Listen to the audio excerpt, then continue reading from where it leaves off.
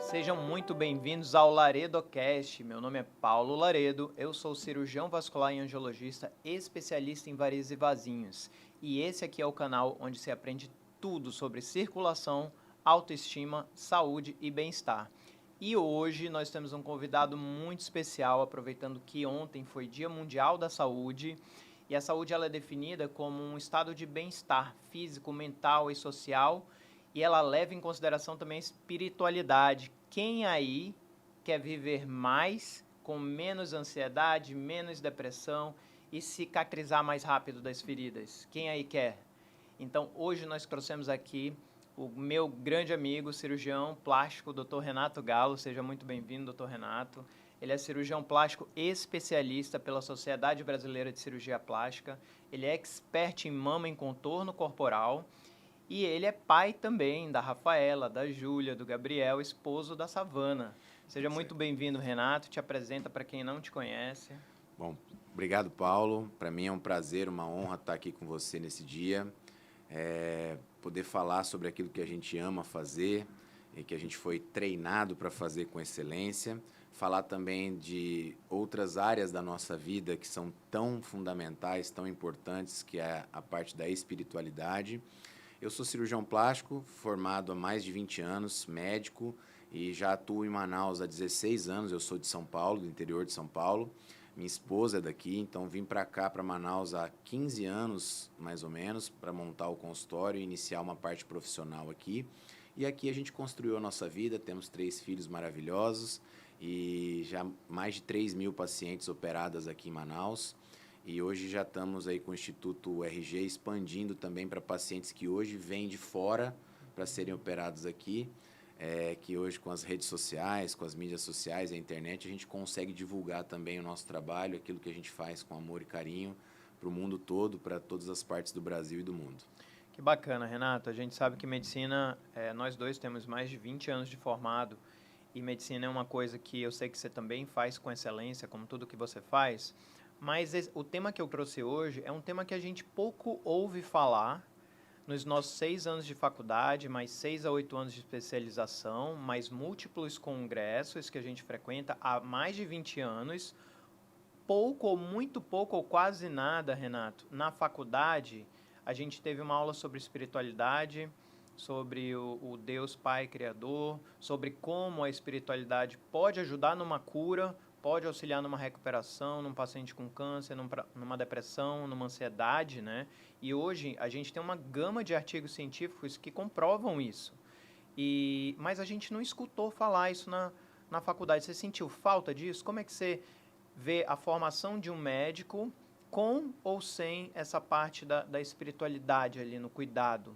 Então, Paulo, é muito interessante você tocar nesse assunto, porque assim, né, a gente vem de um momento da medicina, da formação médica, onde a gente, assim, com certeza você também passou por isso, né? A gente observou, eu observei diversas situações onde você tem o paciente A e o paciente B, ambos com o mesmo problema de saúde, e as recuperações ou a resposta ao tratamento é totalmente diferente. E a gente sempre se pergunta, né, como médico, como cientista, né, como alguém que está vivendo aquilo, né, o que é diferente entre os dois? E na minha forma assim de pensar e de raciocinar e de questionar, não é simplesmente algo físico, biológico. É algo que vem além daquilo que a gente conhece das células, dos organismos, né, dos órgãos do nosso corpo.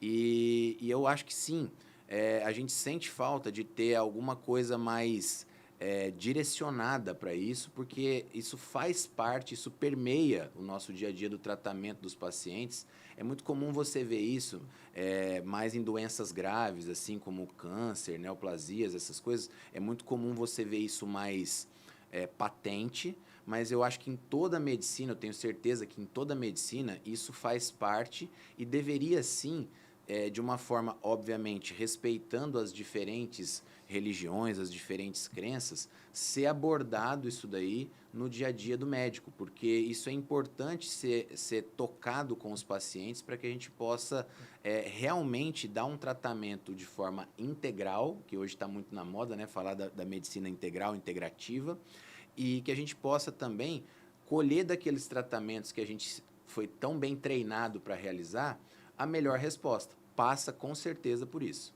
Entendi. E eu vou falar minha opinião pessoal, tá? Eu achei que durante a faculdade, a formação médica, a ciência, muitas vezes, ela se chocava com a religiosidade ou com a espiritualidade, né? E hoje a gente tem evidências científicas de todos os níveis estatísticos mostrando que ela funciona na cura, na longevidade, na depressão, na ansiedade. Mas não sei se você teve essa mesma impressão. Tipo, você está num seminário, eu nunca vi, por exemplo, um comentário ou uma aula, ou até mesmo em congressos, alguém falando de espiritualidade. É muito difícil ou até raro, né? Você percebe essa lacuna que muitas vezes a medicina ela quer só falar de ciência, e hoje a espiritualidade ela está na ciência, mas tu percebe que existe um tabu de falar nisso? Eu acho que não só isso, viu, Paulo, mas assim, a questão toda é que a gente foi, no meu modo de entender, também na minha opinião, meio que ensinado que ciência e espiritualidade não combinam, Isso. né? Porque a gente vem desde criança escutando, né? Ó, não discuta sobre religião, não discuta sobre futebol e política, não é?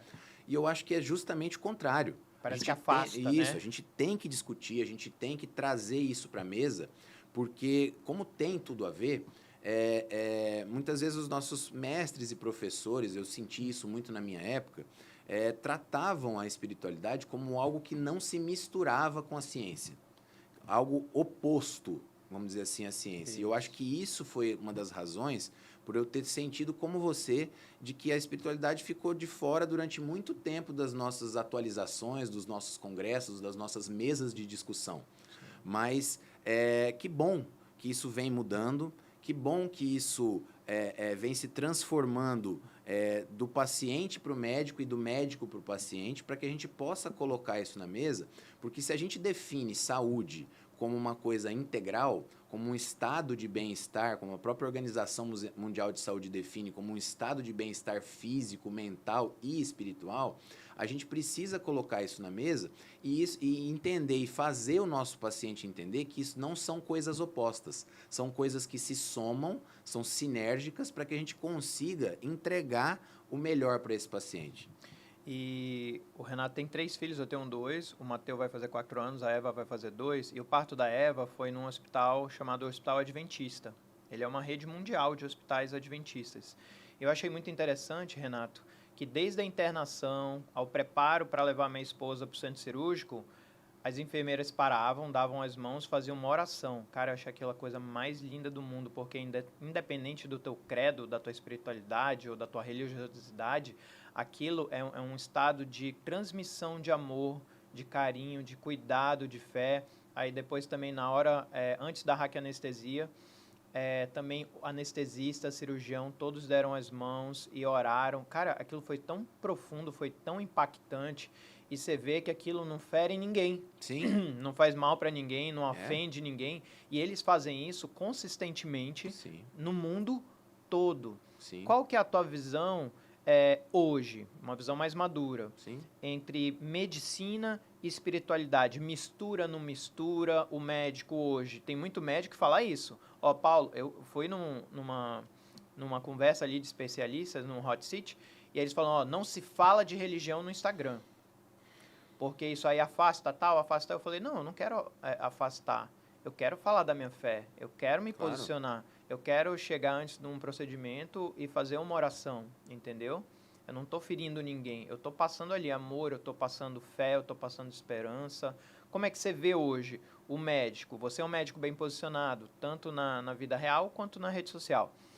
E como você vê hoje, o médico, ele deve se posicionar no que ele acredita, na fé dele, isso influencia nos resultados. O que você gostaria como paciente? Sim. Então vamos lá, Paulo. Assim, eu acho que o médico, sim, respondendo de forma bem objetiva a tua pergunta, sim, ele deve se posicionar. Quem já me conhece de tempo aqui, desses 15 anos de Manaus, sabe que era uma prática minha, pessoal, fazer uma oração no quarto, no apartamento da paciente antes da cirurgia. Hoje eu faço isso de uma forma mais reservada, até porque alguns pacientes às vezes podem entender isso de uma forma equivocada como algo que eu estou querendo colocar a minha fé ali, mas a minha fé está presente comigo. Então, eu penso que quem está liderando aquele ambiente, no meu caso, o ambiente cirúrgico, o ambiente de atendimento, o ambiente de tratamento, quem está liderando aquele time, aquele momento, aquele procedimento, sou eu. E eu chamo Deus, eu chamo o Espírito Santo para estar comigo, eu tenho a minha fé pessoal, não vejo problema nenhum em colocar ela na minha rede social, no meu Instagram. Quem acompanha já me viu falando sobre isso, já viu postagens minhas sobre trechos da Bíblia, sobre reflexões que eu aprendi em cursos dessa parte de espiritualidade que eu faço constantemente. Então, lá em casa, a gente tem, eu e minha esposa, algumas coisas muito bem definidas. Ela também é professora doutora da UEA, na área dela de odontologia, e apesar de nós termos os nossos posicionamentos profissionais muito bem estabelecidos, com mestrado, doutorado, anos de prática e etc., a gente tem um combinado dentro de casa em que todo ano, além das nossas atualizações científicas nas nossas respectivas áreas, que a gente não abre mão, obviamente, de fazer, a gente também faz a nossa atualização espiritual. Então, a gente está sempre, todos os anos, ou como indivíduos, Renato e Savana, ou como casal, Renato e Savana, juntos, estando em contato em congressos, em seminários, em palestras, em cursos, em imersões dessa área espiritual também. Então, na minha opinião, a gente deve sim se posicionar. Acho que com respeito, nunca a gente fere as pessoas, seja na área da política, seja na área da religiosidade, espiritualidade, seja em qualquer área. Obviamente, a gente tem que se lembrar que as pessoas precisam saber, devem saber desse posicionamento, porque assim como a gente deve saber, vou te dar um exemplo simples, a gente deve saber do posicionamento do paciente também. Existe uma denominação religiosa que são os Testemunhas de Jeová, muito conhecida, que, por exemplo, não permitem transfusões sanguíneas. E a gente não tem que compreender isso, a gente tem que compreender isso e entender se aquele tratamento que a gente vai fazer pode passar por isso ou não, e se não puder, nós temos que tentar encontrar alternativas, porque nós não podemos ferir a fé desse paciente. Às vezes o judeu não quer operar no sábado, Exatamente. Então, assim, assim como existe isso do lado do paciente para o médico, eu acho que é interessantíssimo. Nós somos pessoas, seres humanos. Nós também precisamos ter do nosso lado para eles. E eu acho que isso é importante, até, inclusive, eu vejo isso no meu consultório, no meu dia a dia, até como critério de escolha para alguns pacientes. Eu acho isso muito importante. Na minha prática diária, isso é um fato que ocorre já há anos, por isso que eu te falo aqui. Eu já recebi muitas pacientes no consultório que citaram nominalmente um texto que eu publiquei, ou alguma coisa que me viu, ou em algum evento onde me encontrou e disse, olha, isso foi um fator determinante para que eu estivesse aqui te procurando, entre outros profissionais também capacitados na sua área, mas que eu estivesse aqui. Entendi. E conta pra gente, Renato, na tua história médica, que é uma história relativamente longa aí, se algum fato te marcou muito, por exemplo, num contato com o paciente, na faculdade, na residência, onde a fé foi preponderante para aquele paciente, você percebeu assim, pô, esse cara aqui, ele tá passando por isso, por aquilo, se fosse outra pessoa já teria sido derrubada. Olha, Paulo, isso daí, como eu te falei, a gente eu pelo menos na minha história, observei diversas vezes isso. A gente passava por estágios, né, durante a faculdade, você passou por isso também durante a residência. Então, eu passei, por exemplo, por unidade de terapia intensiva, eu passei por salas de trauma, eu passei por áreas de transplante. Lá, o hospital onde eu fiz a residência é um hospital de referência em São Paulo, então é um hospital gigantesco, onde a gente passava, por exemplo, por unidade de transplante de fígado, de pulmão, de rins. Então, assim, eu vi muitas vezes, pacientes que a família, principalmente assim, mãe, esposa, cercavam desses cuidados de oração, recebiam às vezes a visita de uma capelania, ou católica, ou evangélica, ou de qualquer outra denominação, e aquilo fazia diferença no time de recuperação e no estilo da recuperação. Era impressionante. Cicatrização, o próprio a própria forma com que o paciente enfrentava, de repente, um diagnóstico mais grave, uma doença mais grave, uma doença mais debilitante e tudo mais, assim, eu vi inúmeros casos, mas principalmente nessas áreas, eu acho que o ser humano, quando ele é levado àquele limiar de vida e morte, isso traz um Consciência. ambiente propício, uma consciência maior sobre essa questão da espiritualidade. É normal isso, é esperado. Nós somos assim. E nesse ambiente, por isso que eu citei para você essa área do transplante, que são doenças geralmente muito graves, área de oncologia, isso também é muito grave, e área de trauma, né? Politrauma, grandes acidentes, etc.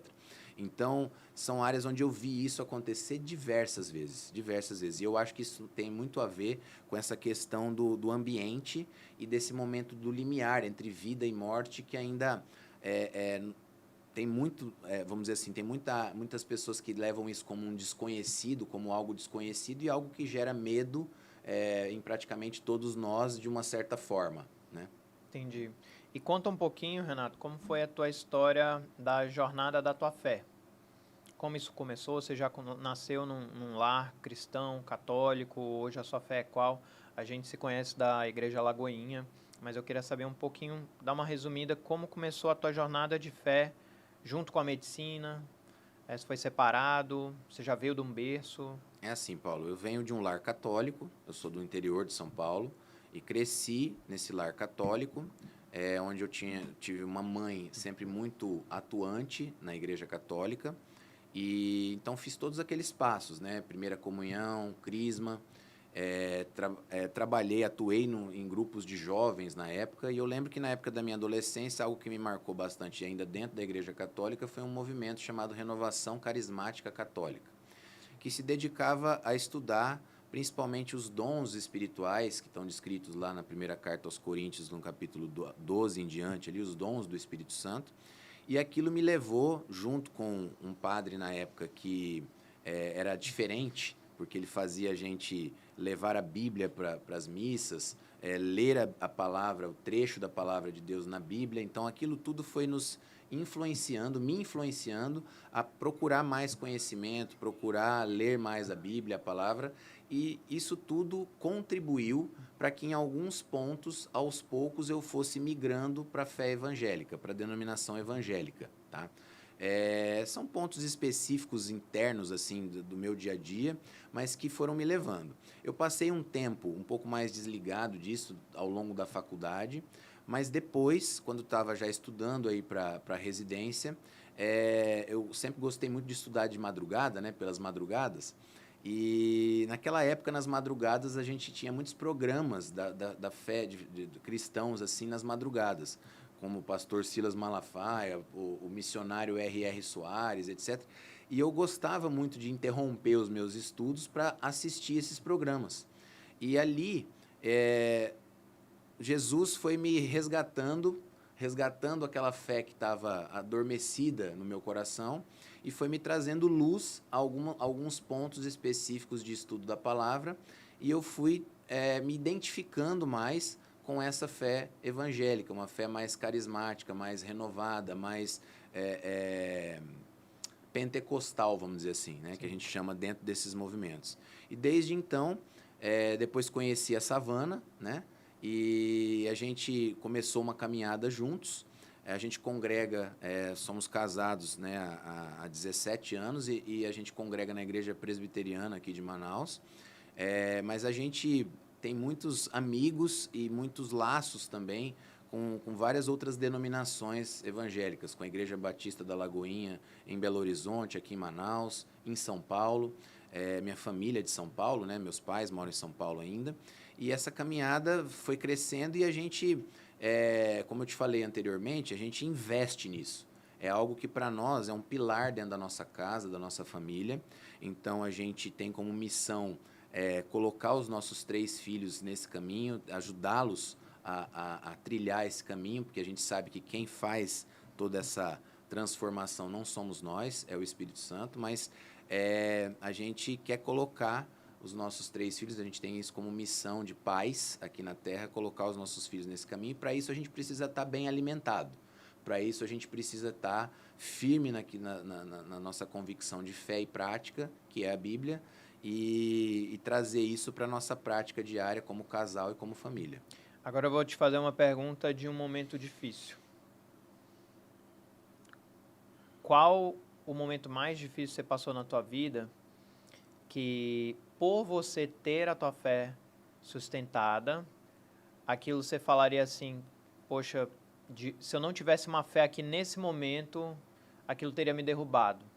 E de que forma, para quem está assistindo a gente não está falando de uma religião específica, de uma bandeira específica, tanto que os estudos científicos, quando eles são feitos com fé, eles falam tanto de religiosidade como espiritualidade. É uma crença, pode ser uma meditação, pode ser uma crença numa energia superior, uma crença no algo a mais. Como é que você enfrentou, qual foi esse momento mais difícil e como aquilo te sustentou? Porque muitas vezes, para quem está vendo podcast, você, mas eu não acredito nessa religião, nessa, naquela. Mas, assim, são princípios, né, Renato? Então, Sim. assim como existe o princípio, a lei da gravidade, ó, você acreditando ou não, ela vai cair. Então, existem princípios universais e hoje já são comprovados cientificamente. Então, fala um pouquinho pra gente qual foi esse momento e como a tua fé te fez superar. Vamos lá, Paulo. Então, sem dúvida, assim, eu tive 2 momentos, mas eu vou citar o principal, como você me pediu, que foi quando, em 2011, a minha filha mais velha, a Rafaela, ela adoeceu, e ela... 2011, não, 2021. Ela adoeceu, a gente não sabia o que era, depois viemos a ter o diagnóstico, ela teve uma osteomielite, uma infecção grave na tíbia, no osso da perna, e a gente ficou um tempo sem saber, sem o diagnóstico, porque parecia que ela tinha uma pequena fratura de um trauma leve que ela sofreu na educação física e tal. Ficou até um tempinho com o tornozelo imobilizado. E para encurtar a história, ela foi internada aqui em Manaus, no Hospital Adventista, ficou lá durante uma semana. Ela chegou a entrar em sepse, precisou fazer 3 cirurgias grandes de lavagem da medula óssea, e depois nós fomos com ela para São Paulo para continuar o tratamento com um ex-professor lá da Santa Casa de São Paulo. A equipe aqui do Adventista tirou ela dessa sepse, e a gente depois foi para lá para continuar o tratamento com algumas outras equipes também de infectologia e etc. Mas eu estava com ela nesses 3 procedimentos cirúrgicos, fui com ela para a sala de cirurgia, e foi uma experiência que eu tenho certeza de uma coisa, né? Assim, eu já, não sei quando, devo ter entrado já entre residência, formação, depois da residência, em, sei lá, mais de 10 mil cirurgias, seguramente.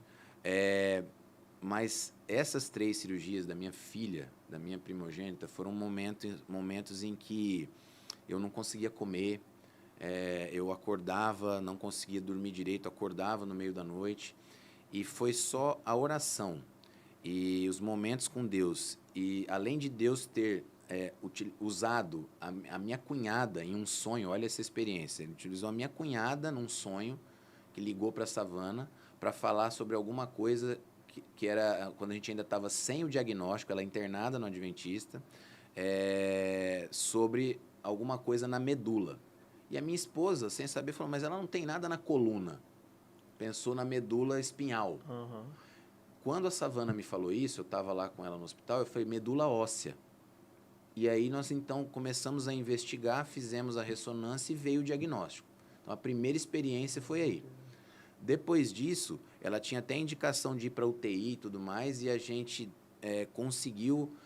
ela começou a se recuperar, todos os dias a gente orava por ela, pessoas que eram próximas da gente foram ao hospital orar junto com ela, e a gente viveu experiências assim, era época ainda de Covid, né? Sim. Então a gente viveu experiências assim, de se conectar com pessoas, como foi um grande amigo, o André Vitor, que eu te falei já que você conhece, né? Já das redes sociais aí, estava numa live, naquela época das lives, assim, mais por causa do Covid, Sim. e ele orou à distância também pela minha filha e liberou uma palavra naquele momento de que aquela doença não seria para a morte, seria para uma cura e para a gente poder testemunhar o favor de Deus na vida da Rafaela. e na nossa vida como família. Então, esse episódio me marcou demais, porque quando você está com um filho doente, você é pai também, e você é médico, Deus precisou tratar comigo entre não ser mais médico da Rafaela, ser só pai da Rafaela. E deixar com que os médicos tratassem e confiar que Deus estava separando o melhor time, as melhores pessoas e os melhores ambientes para a Rafaela ser tratada.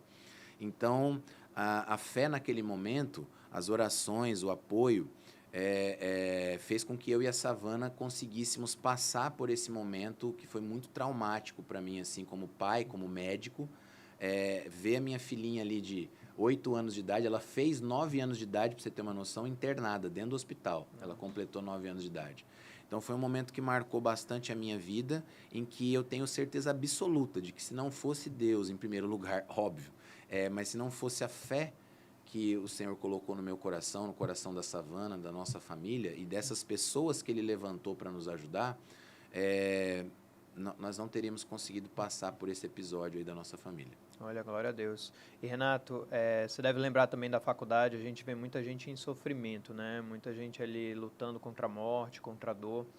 E eu lembro muito bem de uma criancinha que lá em São Paulo também, lá em Ribeirão, ela tinha uns 5 anos, a gente era residente do primeiro ano de cirurgia, a gente passava para ver catéter, essas coisas, né? Ela estava fazendo quimioterapia. Uma menininha tão linda, de uns 7, 8 anos, o olho verdinho, toda loirinha, agora com tumores internos já assim, inoperáveis, sabe? Aí eu vi a calma da mãe, a paciência da mãe, brincando ali. Eu falei, meu Deus, se fosse eu... Na época, eu não tinha uma fé tão amadurecida quanto eu tenho hoje, mas ficou gravado aquela manhã, o rosto da menininha linda e a mãe sabendo que ela já estava ali com uma doença. Você acha que muitas vezes, Renato, a dor, o sofrimento, ele vem com um propósito? Eu acho que todas as vezes. Se você notar na própria palavra de Deus, quando Deus quer fazer grandes coisas, né, até com Jesus mesmo foi assim. O que aconteceu antes de Jesus começar o seu ministério na Terra? Ele foi para o deserto. O deserto aí está na figura desse período de transição, desse período de preparação, desse período de treinamento. Então, deserto na Bíblia não é só o deserto de areia. No caso de Jesus foi assim, no caso do povo hebreu na saída da escravidão do Egito foi assim. Mas deserto na Bíblia quer dizer esse tempo de preparação, esse tempo de treinamento. Então, quando Deus ele quer nos levar para outros níveis, eu creio firmemente que Ele nos leva, às vezes, a alguns desertos para nos preparar, para nos treinar para esses novos níveis, essas novas mesas que ele nos quer sentar. Jesus não foi poupado do deserto, Exatamente. Né? Então, assim, Ele inaugurou o ministério dele na Terra após ter sido tentado pelo próprio diabo no deserto. Então, isso está relatado nos evangelhos. E depois subiu, está ao trono, sentado à direita do Pai. Exatamente. Então, assim, por exemplo, você pega a história de Davi, ele foi ungido rei ainda um adolescente. Ele teve que passar por um treinamento, uma preparação, foi ameaçado de morte diversas vezes pelo rei na época que era Saul. José foi vendido como escravo para que pudesse depois ser feito governador do Egito. Foi preso, maltratado, injustiçado. Então, assim, esses são os desertos, esses são os sofrimentos, essas são as condições que Deus usa para que nós possamos ser provados e aprovados. E Ele disse para a gente que a gente estaria aqui e que a gente teria aflições nesse mundo. Mas Ele fala no Salmo, tem de bom ânimo, porque eu venci o mundo. Entendeu? E em outro trecho Ele nos fala assim, muitas são as aflições dos justos, mas o Senhor o livra de todas. Então, a gente tem que entender que ser crente, crer em Jesus, ter essa espiritualidade, não nos livra do problema, muitas vezes. Nos livra no problema. Essa é uma frase hoje muito falada no nosso meio evangélico, né? Muitas vezes Deus nos livra no problema e não do problema. Entendi. Então, a gente tem que entender, a gente tem uma compreensão. Quando a gente atinge essa maturidade, eu acho que a gente passa a ter uma compreensão, como essa mãe que você citou, talvez, diferente do sofrimento. Uma compreensão diferente daquelas cargas que a gente passa aqui, E Paulo fala sobre isso, né? Ele fala que essa leve e momentânea tribulação não se compara ao peso da glória que eu receberei na eternidade. Então, quando ele fala isso, você imagina, nós estamos falando de Paulo, que foi preso, foi chicoteado, foi maltratado, foi condenado injustamente. Ele escreve essas cartas dentro de uma prisão, muitas delas dentro de uma prisão em Roma. Então, assim, como é que um cara desse fala assim, essa leve e momentânea tribulação? Eu, por muito menos, já teria arregado, né? Então, assim, é algo muito interessante quando a gente vai para a profundidade da palavra, nada está ali por acaso. É para a gente entender que esses sofrimentos, essas batalhas, essas lutas, elas trazem para nós um peso de glória, elas trazem para nós uma certificação para que a gente possa acessar um novo nível, acessar uma nova compreensão na nossa vida. Eu creio assim. Que todos temos sofrimentos e dores, né, Renato? Mas muitas vezes quando a gente está ali no meio da tormenta, quando o barco está com as ondas lá em cima, ou quando os gigantes se levantam, quando vem o diagnóstico do câncer, da doença, ou quando vem a derrocada financeira, você não se dá conta que você está no deserto, né? Isso. Mas muitas vezes o deserto não é lugar para sentar e fazer acampamento, né? Sim. Nem lugar para diversão, para distração. É passagem, preparo e estudo e burilação para você perguntar, Senhor, o que eu preciso aprender aqui? O que eu preciso aprender para ir para o próximo nível? Que eu entendo muito que é tipo uma gamificação, um jogo, né? Você não passou daquela fase, do chefão ali da fase 5, você vai encontrar ele de novo. É isso aí. E outra coisa que eu ia te perguntar, por exemplo, na tua jornada profissional, sim, eu sei que houveram decisões até da tua especialidade, sim, que foram calcadas na fé ou na espiritualidade. Sim. Você poderia falar um pouco disso? Posso, sim. Todo mundo que me conhece mais profundamente sabe que a gente começa a montar o nosso currículo, né? Ainda na graduação de medicina, já pensando na especialidade. E eu amo uma especialidade chamada urologia até hoje. E eu sempre quis ali, depois, quando entrei no internato ali na faculdade, sempre quis fazer urologia. E eu montei o meu currículo de acadêmico muito focado nisso. Mas quando chegou o momento de decisão, olha como é interessante. Deus primeiro me trouxe para Manaus, uma terra que eu nunca tinha pisado. Então eu vim servir a aeronáutica aqui já como médico. Foi quando eu conheci a Savana, inclusive. E ali eu tive contato mais com a cirurgia plástica, porque eu tive um amigo ali, que era meu superior ali na aeronáutica, que me apresentou a cirurgia plástica de uma forma diferente e plantou uma semente ali no meu coração. Mas quando chegou o momento de decidir, eu estava muito dividido ainda entre a cirurgia plástica e a urologia, já estava terminando a residência de cirurgia geral, que era o pré-requisito, e naquela época, e até hoje, né, algumas cirurgias dentro da cirurgia da urologia eram cirurgias que eram contrárias à minha espiritualidade. Cirurgias de transexualização, essas coisas. Então, assim, aquilo me marcou profundamente porque eu via acontecer e, obviamente, como eu estou dizendo, eu não estou aqui para convencer as pessoas de que aquilo não é correto. Eu tenho já a minha convicção. E essa convicção, em meio às minhas orações para tomar uma decisão tão importante na minha vida, pesaram. Então, é infantilidade a gente pensar, por isso que eu te falei anteriormente, é infantilidade a gente pensar que em qualquer área da nossa vida, seja familiar, profissional, financeira, de atuação social, a espiritualidade não está presente. Ela está presente, ela permeia tudo isso. E ela nos ajuda ou nos atrapalha a tomar algumas decisões. Nos atrapalha no sentido de repente, não entrarmos em diversos locais, atrapalha entre aspas, né? Na minha visão, ela sempre nos ajuda. Mas, nesse caso da minha vida em específico, foi isso.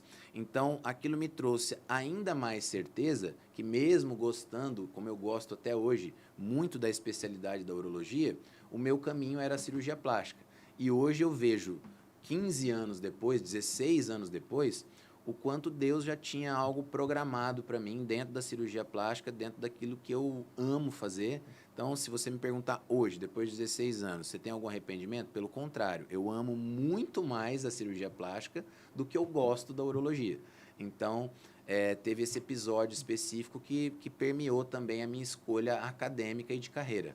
E quando a gente vive uma vida de obediência, uma vida de fidelidade a Deus, a gente entende que muitas vezes, nós como filho, você tem filho, qualquer um que tem filho sabe, os planos do pai são mais altos.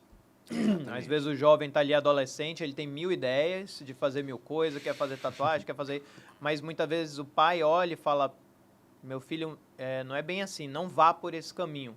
Ou não faça isso, ou não saia com fulano, eu não gosto de ciclano, eu não quero te ver à noite lá com aquele pessoal. Muitas vezes ali, não é que o pai está sendo chato, né? É que muitas vezes é uma barreira de proteção para alguma coisa que ele já viu e você ainda não viu, né? Sim. E agora eu quero trazer outro tópico, que é um tópico que a gente estava discutindo recentemente. Certo. Dr. Renato, ele é sempre muito atualizado, gente. Tudo que você sonhar, imaginar de novos tratamentos, de novas tecnologias. Ele é um profissional, uma pessoa que eu admiro muito. Obrigado. Porque imagino até que ele deve se cobrar muito, que o nível dele, ele não aceita, a régua dele é muito alta.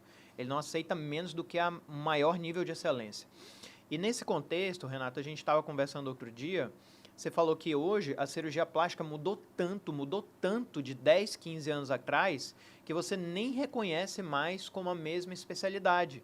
Aí você estava falando de procedimentos, de lipo, de contorno corporal, de mama. Diz que o negócio mudou tanto. Apresenta esse novo perfil para a gente. Qual é a nova cirurgia plástica? Então, Paulo, obrigado sim por ter citado isso, porque eu acho que isso é importante a gente colocar aqui e deixar registrado. Como eu falei, eu já tenho 22 anos de formado e já tenho 16 anos de cirurgia plástica. E eu confesso a você, te confessei em off aqui outro dia, né, que eu não pensava e não podia acreditar que a cirurgia plástica pudesse passar por uma transformação tão substancial como ela passou nos últimos 5 anos. Por que eu te digo isso? Porque quando até 5 anos, 6 anos atrás, e até hoje, inclusive, a gente usa técnicas em cirurgia plástica, por exemplo, que foram descritas e foram trabalhadas pelo professor Ivo Pitangui, que já faleceu, há 50 anos atrás, né? E a gente sai da formação, eu saí da formação, sendo treinado nessas técnicas. Só que a cirurgia plástica, eu acho que ela até demorou um pouco, na minha visão, para incorporar dois pilares que eu acho importantes. O minimamente invasivo, que já é tão comum na cirurgia geral, com a videolaparoscopia, na cirurgia vascular, com a endovascular, etc. E as tecnologias, os aparelhos. E agora ainda tem mais uma coisa que eu estou também bastante empolgado com o que eu estou vendo, que é a inteligência artificial. Então, assim, principalmente nessas áreas onde eu tenho uma atuação mais, vamos dizer assim, mais frequente, que é a cirurgia de contorno corporal e de mama, é engraçado de falar isso porque a gente tem a mesma noção da anatomia, a anatomia não mudou. O corpo humano é o mesmo.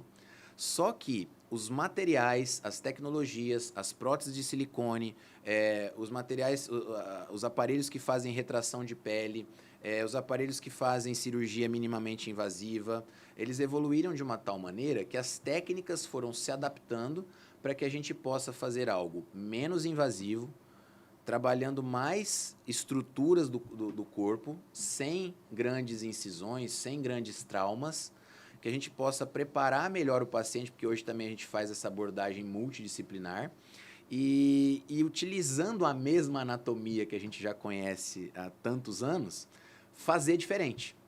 Então, as cirurgias hoje de contorno corporal, eu estava discutindo com 2 grandes cirurgiões, amigos, né, o Dr. Alfredo Royos, que é um colombiano que inventou a lipo de definição, a lipo HD, e com o Dr. Maurício Viaro, que é um colega brasileiro do Rio Grande do Sul, que inventou as enxertias de gordura de células-tronco musculares.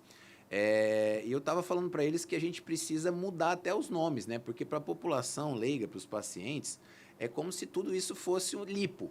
Entendi. Num pacote ali, lipoescultura. E não é mais. Mas hoje o que a gente faz é algo muito além disso. A gente faz hoje cirurgias de contorno corporal completo com as incisões da lipo, com furinhos, entendeu?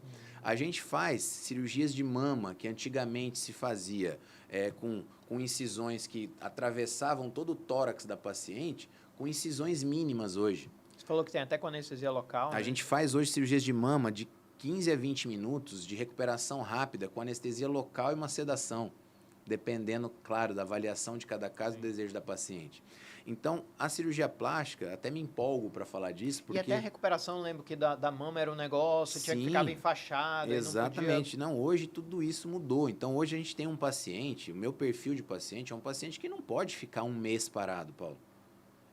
É um paciente que é um empresário, uma advogada ou médico. Eu opero muita colega médica também, esposas de médicos. Então, assim, são pessoas empresários que não podem estar fora da sua empresa um mês, entendeu? Então, não podem estar fora da sua atividade profissional. Então, a gente foi tendo que se adaptar e o conhecimento e a tecnologia vem caminhando nesse sentido. Claro que nem sempre isso é possível. Mas hoje, eu falo para as pacientes que a cirurgia plástica ela começa muito antes do procedimento, porque a gente prepara esse paciente com a cirurgia plástica funcional, a gente tem uma equipe multidisciplinar no Instituto hoje por ter essa visão. Fala um pouquinho do Instituto. Então, o Instituto era um sonho antigo, né? Que quando eu cheguei em Manaus, né, vou trazer um pouquinho mais para trás essa história, a minha sogra é daqui da região, né, minha esposa, e eu tive uma frase que me impactou muito naquele momento e me impulsionou para esse momento de hoje, para você ver como são os desertos e as épocas, né? A minha sogra me disse o seguinte: Renato, você tem um desafio grande aqui no Amazonas, aqui em Manaus. Eu falei: qual é, minha sogra? Ela falou: olha, os pacientes que têm mais condições ou mais informações ou mais conhecimento e também condição financeira, quando eles estão diante de alguma questão médica, eles pegam um avião e vão embora fazer a sua cirurgia, ou o seu procedimento, ou o seu check-up, ou o seu tratamento fora de Manaus.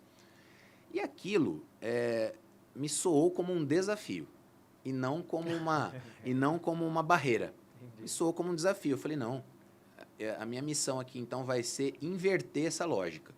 Eu vou montar algo aqui que dentro da minha área, dentro da medicina, seja algo de referência, que as pessoas venham de fora para cá. Eu coloquei aquilo na minha mente como um objetivo, aquilo plantou uma semente em mim de um desafio e eu venho trabalhando por isso.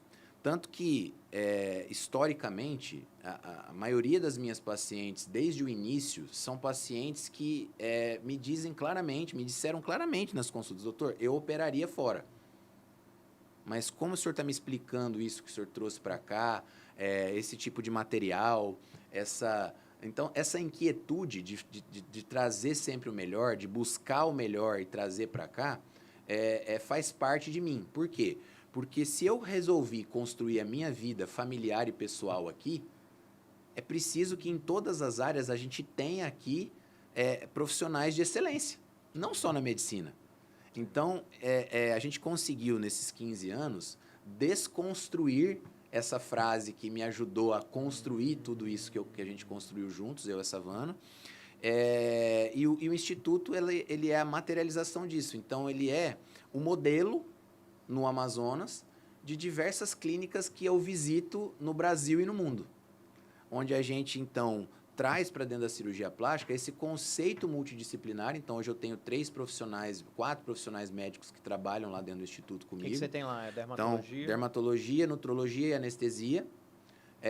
Então, a gente trabalha de forma integrada, preparando os pacientes para a cirurgia e cuidando do pós-operatório para otimizar o pós-operatório desses pacientes também. Fora fisioterapia e enfermagem. Fora fisioterapia, enfermagem, home care, psicologia, tá? Então, a gente tem lá, fora todo o nosso time administrativo, eu tenho uma gerente concierge que faz, por exemplo, todo o planejamento de pacientes que vêm. Só esse ano a gente já operou 6 pacientes dos Estados Unidos. Brasileiros que moram fora do Brasil. Já operei uma canadense mesmo do Canadá, que não falava uma palavra de português. Então, assim, eu tenho... É chamado turismo médico, Exatamente. Né? A gente tem hoje toda uma estrutura. Temos hoje um apartamento que essas pacientes que vêm de fora... Estou recebendo agora, semana que vem, uma paciente de Boa Vista, que vem para cá ser operada, vai ficar num apartamento que a gente tem aqui, onde a enfermeira vai fazer as visitas, onde a gente tem todo esse cuidado, porque às vezes a paciente vai ficar num quarto de hotel, é ruim para recuperar e tal. A gente criticou tanto isso na época que as pacientes saíam de Manaus e iam operar na Venezuela, Sim. que elas ficavam todas juntas num num ambiente ali No hostel. não próprio, né? Num hostel ali. Depois viajavam horas de ônibus para voltar para Manaus, né? Então hoje a gente trouxe para Manaus uma estrutura que está com a rede social, com a internet, ela está chegando em vários pontos do mundo e trazendo, invertendo essa lógica que há 15, 16 anos atrás eu conversei com a minha sogra. E hoje você acha que Manaus, paciente fazendo uma cirurgia em Manaus, perde alguma coisa para outras grandes capitais? Olha, Paulo, honestamente, tecnicamente, de materiais envolvidos na cirurgia e de segurança, não. E de profissionais, Profissionais capacitação? também não. Não, isso está dentro da parte técnica. Então, a gente tem, por exemplo, o nosso corpo clínico ali são pessoas que são de Manaus, estudar, mas estão sempre se atualizando, como você mesmo falou. A gente tem um pilar dentro do Instituto que é a atualização constante. Então, por exemplo, se você pegar anestesia, o Leonardo, que é o meu parceiro, que está comigo desde o início aqui, hoje em dia ele faz a intubação das pacientes com um videolaringoscópio. Então, assim, que ele mesmo investiu, ele mesmo capacitou, então ele tem treinamento com bloqueios guiados por ultrassom. Então, a gente vai evoluindo junto. Doutora Cristine, que está com a gente lá também na parte da nutrologia, doutora Stephanie na parte da dermatologia, são profissionais que trabalharam e são formadas em grandes centros e também têm essa visão de trazer para Manaus, para Amazonas, o que tem de mais excelente. Claro que você pode discutir assim, e isso é um fato. Eu tive recentemente operando em São Paulo, um paciente que foi de Orlando para São Paulo. Você pode até discutir a questão de estrutura assim, física, de quartos, de hotelaria, de hospital e tal, porque assim, em São Paulo você tem, por exemplo, hospitais que o quarto parece um quarto de hotel 5 estrelas. Sim. Talvez aqui em Manaus você não tenha isso, mas isso para cirurgia plástica... É mais hotelaria, né? Não faz uma diferença naquilo que a gente quer entregar, que é segurança, em primeiro lugar, e resultado. E até mesmo a gente que opera em vários hospitais de São Paulo, você percebe, né, Renato? Sim. Que tem muita diferença, não é assim, tal hospital é melhor que o outro, não, é hotelaria. A rede é a mesma, o robô é o mesmo, a enfermagem é a mesma, até o sistema de computador é o mesmo. Quando você vai descrever a sua cirurgia, até o sistema de computador é o mesmo, né? Então tem muita dúvida. Tal hospital é melhor, tal hospital é melhor, muitas vezes é mais hotelaria, gente. Exatamente. Então, assim, queria deixar claro esse ponto. Então, assim, a materialização do Instituto RG é um sonho que se tornou realidade, mas que começou lá atrás, quando eu entendi essa frase da minha sogra como um desafio. Olha. Como algo para trazer para cá uma medicina de ponta dentro da minha área, e por isso também que eu brindo colegas como você, como tantos outros aqui, que fazem isso, e é porque a gente precisa ter isso em todas as especialidades, para que, de uma vez por todas, a gente entenda que Manaus, o Amazonas, ele está no mapa da medicina de ponta. Que eu não preciso mais, para 99% dos problemas de saúde ou problemas médicos, eu preciso pegar um avião e ir para São Paulo ou até para o exterior. E que, inclusive, estamos, como eu te falei, recebendo pacientes de fora, de outros estados do Brasil e de fora do Brasil. Então, hoje isso é uma realidade que nos traz, assim, me traz muita alegria pessoal e obviamente, agradeço a Deus pela oportunidade de poder ter saído de lá do interior de São Paulo e montado aqui algo que pudesse fazer a diferença na vida das pessoas. De excelência, né? Agora, Renato, quero te trazer um tópico também bem interessante, eu sei que você gosta. Nós temos muitas pacientes em comum quando a gente fala de lipedema. Sim. Hoje, a mulher que me procura, Renato, ela não quer ter só uma perna sem veias, porque a gente atende muitas mulheres hoje com lipedema ou sem lipedema, que muitas vezes perderam peso, fizeram uma bariátrica.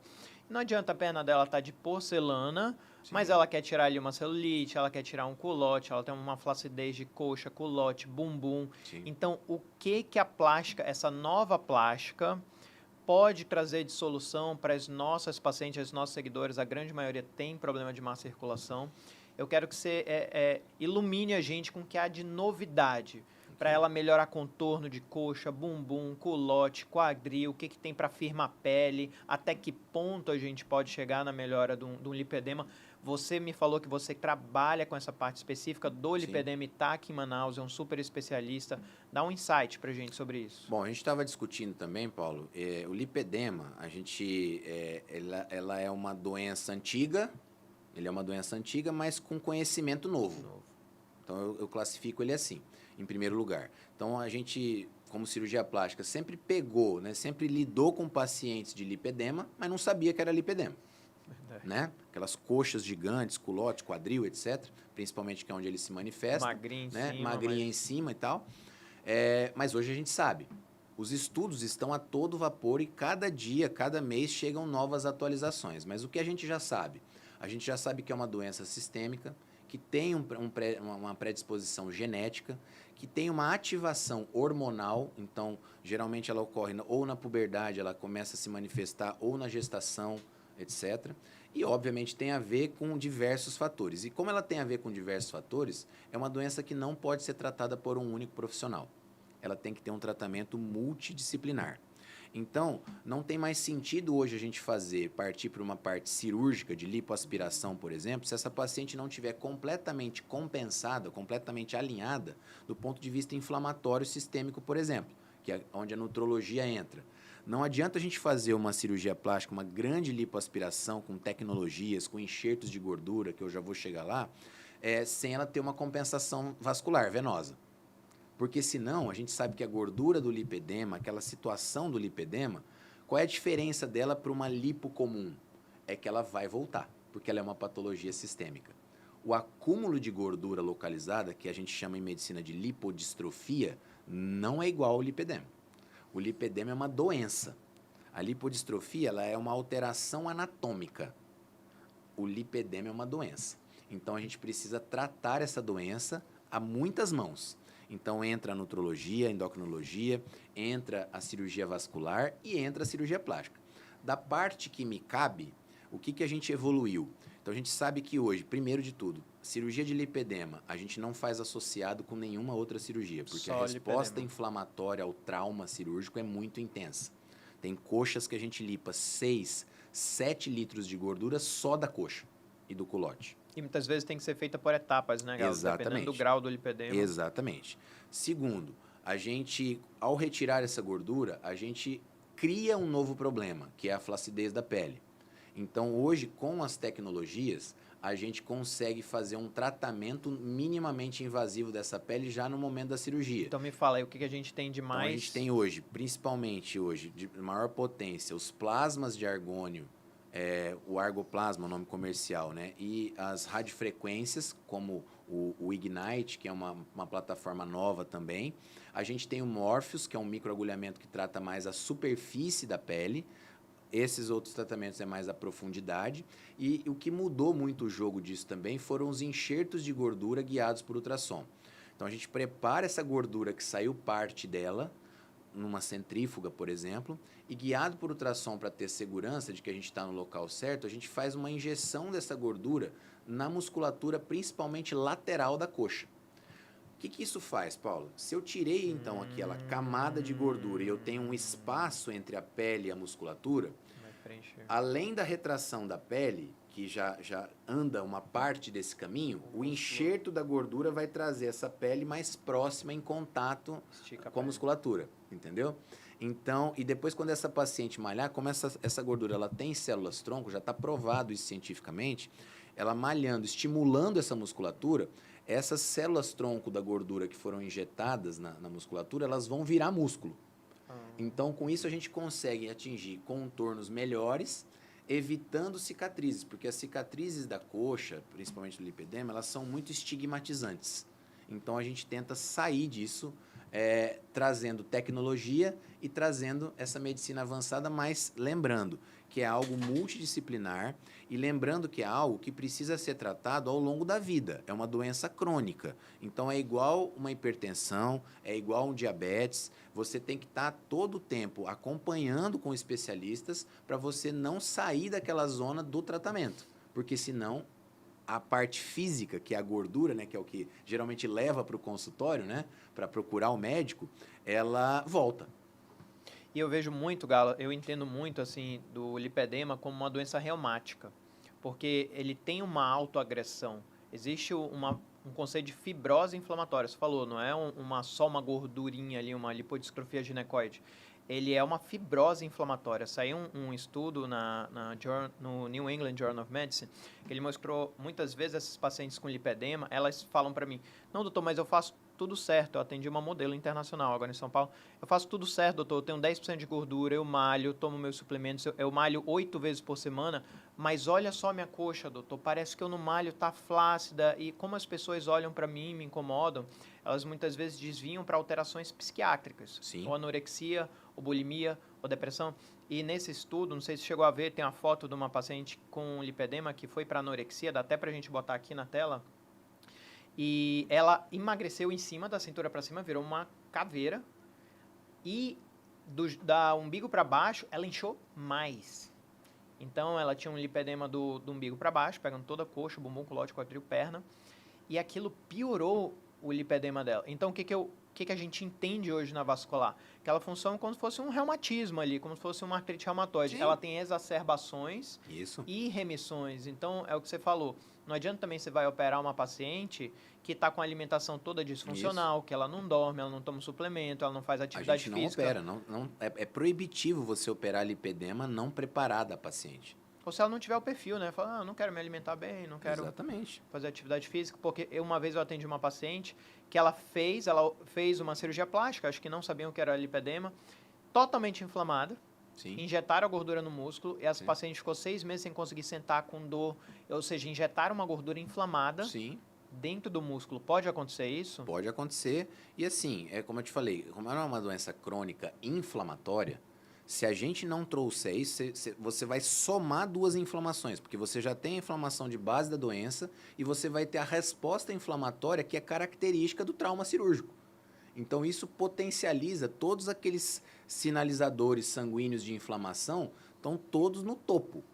Então, se a gente não entender isso, como eu te falei, é proibitivo você operar uma paciente que tenha lipedema se ela não tiver sido preparada para esse momento da cirurgia. Porque você vai correr um grande risco de piorar essa paciente e não de melhorar. Entendi. E os bioestimuladores de colágenos injetáveis, Radiesse, Sculptra, ou você acredita mais num multimix aí de intervenções? Eu acredito no multi, porque assim, a gente usa tudo isso, por isso também nós temos o núcleo de dermatologia lá no Instituto, e todas as cirurgias corporais que a gente faz, a gente explica. Do mesmo jeito que quando você faz uma cirurgia facial, você precisa ter uma pele bem tratada, você vai fazer uma cirurgia corporal, você vai ter que ter essa pele, que é o invólucro, né, que é o maior órgão do corpo humano, ele precisa também estar tratado. E a gente sabe, já cientificamente, que com o avançar da idade, com o tipo de alimentação e tal, há uma depressão de colágeno. Eu estudei muito isso, principalmente no paciente pós-bariátrica, foi motivo da minha tese de doutorado lá em São Paulo, foi estudar como é que era o perfil proteico da pele desses pacientes pós-bariátrica. A gente viu inúmeras alterações, porque a bariátrica ela gera um estado de desnutrição crônica, que precisa repor vitaminas, precisa repor elementos que a gente já sabe. Então, as doenças inflamatórias, reumatológicas, como você falou, autoimunes, elas também geram esses estados atípicos. E a gente precisa estar de olho nisso e fazer essas manutenções. Não só em quem tem o problema do lipedema, mas em qualquer paciente. Porque isso faz parte do que a gente chama de medicina regenerativa e daquilo que a gente trata como anti-aging, ou seja, anti-idade. A idade, ela tá, o reloginho da idade, ele está correndo inexoravelmente. Então, a gente tem que fazer todas essas medidas para poder retardar esse relógio, pelo menos do ponto de vista da saúde. Entendi. Bem, vamos chegando ao final aqui do nosso podcast. Está sendo muito gostoso, muito interessante. E eu quero te agradecer, Renato, por expor, por compartilhar com a gente todo o seu conhecimento. Eu quero te parabenizar mais uma vez. Obrigado. E a gente fica muito feliz em saber que aqui com o Instituto Renato Galo, você oferece todas essas condições para os pacientes, inclusive com lipedema também, não só mama, como contorno corporal. E como o nosso tema hoje é medicina e espiritualidade, eu quero que você deixe uma mensagem para quem está nos assistindo aqui por muito tempo, sabe lá quantos anos aqui no YouTube esse vídeo vai ficar, mas para alguém que está passando justamente por esse deserto, Renato, por esse deserto, às vezes está ali, acha que aquele buraco não vai ter fim, que o poço não vão parar de cavar, e muitas vezes essa pessoa, Renato, ela não vê uma luz no fim do túnel. Vamos lá. Bom, Paulo, primeiro te agradecer, é uma honra para mim estar aqui do seu lado, falar de medicina, que é o que a gente ama, e também falar sobre espiritualidade, que a gente também ama. Sobre o deserto, eu quero deixar que, como falei anteriormente, deserto é passagem, não é morada, e deserto é aquilo que te capacita, não é aquilo que te para. Se ele é uma passagem, você precisa estar em movimento, e ele é aquilo que te capacita naquela dificuldade. E a mensagem que eu quero deixar para que esse vídeo fique aí bastante tempo é uma mensagem que está na primeira carta aos Coríntios, no capítulo 6, versos 19 e 20. E lá Paulo diz o seguinte, que o nosso corpo é templo do Espírito Santo. O que significa isso? Templo é como se fosse casa, morada. E o que eu entendo quando eu fui estudar mais a fundo isso, é que desde antes da vinda de Jesus, Deus foi dando instruções sobre construções de onde ele estaria morando. Desde a Arca de Noé, que foi toda instruída como ser construída, o tabernáculo dos hebreus no exército, e depois o templo também de Salomão, lá em Israel. E hoje nós somos esse templo, essa morada. Então, é nossa obrigação zelar por esse templo. É nossa obrigação cuidar bem desse templo, porque ele fala logo depois, no versículo 20 desse mesmo trecho, que nós somos comprados por um alto preço, que é o sangue de Jesus. Então, o nosso corpo não nos pertence, nós somos comprados. Quando a gente entende isso, a gente entende que a gente é como se fosse um mordomo, aquele que cuida de um bem que não é nosso. Então, nosso corpo é um bem que não é nosso, e a gente precisa cuidar.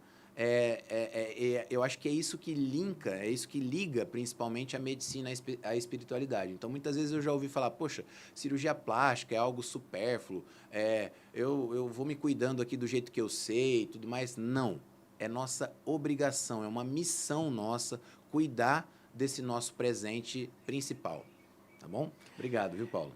De nada. E se você sofre com problemas de má circulação, tem problemas de varizes e vasinhos e quer saber tudo sobre as mais novas novidades do mundo da medicina, já me segue e compartilha esse canal com quem precisa ouvir essas notícias. Fiquem com Deus, até o próximo episódio.